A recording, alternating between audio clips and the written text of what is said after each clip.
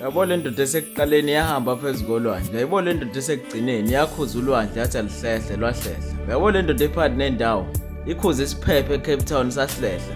Yabo le ndoda esekuqaleni yakhuza isiphepho emkhumbini ucwila sahlehla.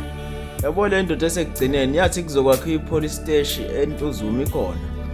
Yabo le ndoda esekuqaleni isukumisa ishosha inqwabo. Yabo le ndoda ephakathi nendawo isukumisa ishosha inqwabo. Yabo le ndoda esekuqaleni yalapha umuntu uhlangothi. Yabo le ndoda ephakathi nendawo ilapha umama istroke ePMB yona iseHarrismith eNtabazi. Le ndoda esekugcineni yathi emngeni kuyoba khona imigwaqo ehamba phezu kweminye ikhona. Le ndoda esekuqaleni ivula abantu abangaboni amehlo. Le ndoda ephakathi nendawo ivule inqwaba yabantu amehlo. Le ndoda esekugcineni bathi yiyo ekhona emagethini asezulwini. Le ndoda ephakathi nendawo abafile nesebafa bathi bacela intethelelo kuyona bayayifica ikhona emhlabeni nasezulwini.